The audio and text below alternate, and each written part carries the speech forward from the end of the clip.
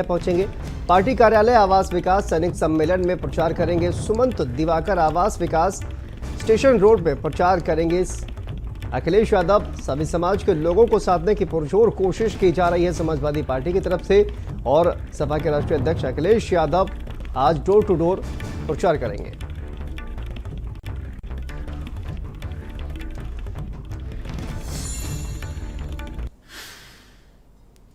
और इसी खबर पर हमारे सहयोगी संजय चौहान जुड़ गए हैं मैनपुरी से। ज्यादा जानकारी के साथ संजय, डोर टू डोर प्रचार किया जाएगा आज अखिलेश यादव की वजह से, अखिलेश यादव के द्वारा क्या वजह नजर आ रही है संजय कि अब कहा जाए कि समाजवादी पार्टी जो है वो काफी ज्यादा एक्टिव नजर आ रही है और डोर टू डोर प्रचार अखिलेश यादव कर रहे हैं, क्या वहां पर तगड़ी चुनौती भारतीय जनता पार्टी से मिल रही है संजय?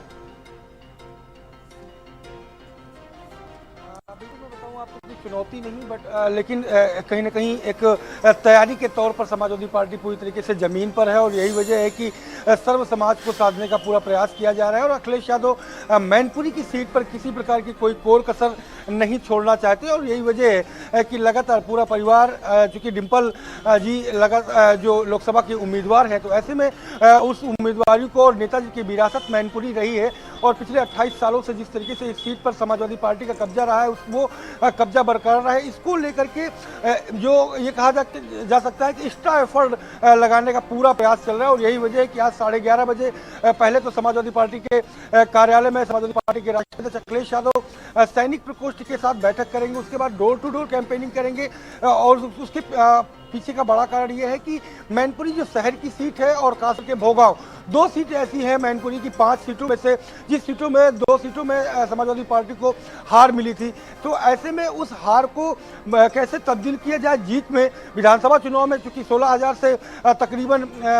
मैनपुरी की सदर सीट से हार मिली थी और 4,000 के तकरीबन भोगांव से, तो 2 सीटें ऐसी हैं जिसको एकदम दुरुस्त करने का पूरा प्रयास चल रहा है। यही वजह है कि धर्मेंद्र यादव के खाते में जिम्मेदारी सौंपी गई है मैनपुरी सदर की, और भोगांव में और परिवार के अन्य सदस्यों को लगाया गया है, तमाम और लीडर्स को भी जो है कहीं ना कहीं वहाँ ग्राउंड में उतारा गया है। तो ऐसे में इन 2 सीटों पर ज़्यादा फोकस रखा जा रहा है, क्योंकि 3 सीटें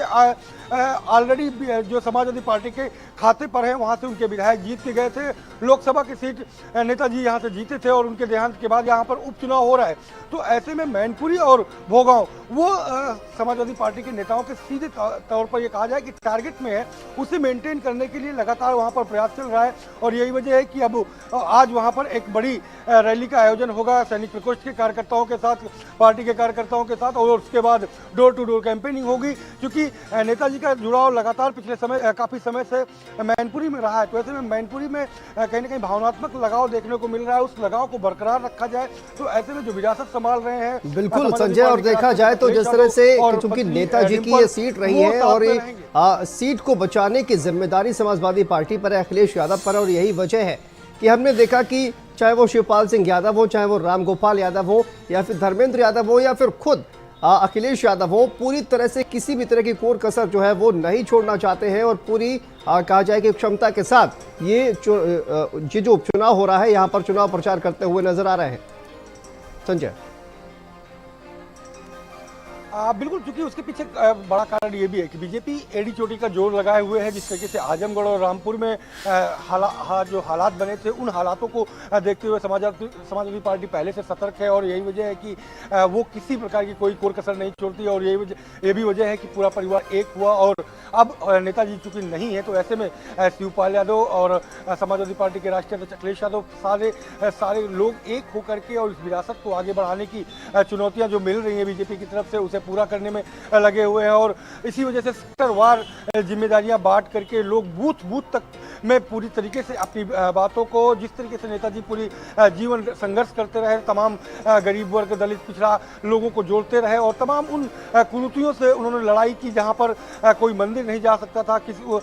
जहां पर कोई चप्पल पहन के किसी जगह से निकल नहीं सकता था, ऐसी तमाम बुराइयों से लड़ करके उन्होंने पार्टी को स्टैंड किया है, मैनपुरी को स्टैंड किया है, मैनपुरी के लोगों को पहचान दी है। तो ऐसे में उन जो इमोशनल अटैचमेंट है वो पूरी तरीके से मेंटेन रहे, और ये विरासत लगातार आगे लंबी चले, क्योंकि अब जिम्मेदारी अखिलेश यादव के कंधों पर है। तो ऐसे में उस चुनौती को देखते हुए लगातार ग्राउंड पर सारे लोग लगे हुए हैं। शांतनु।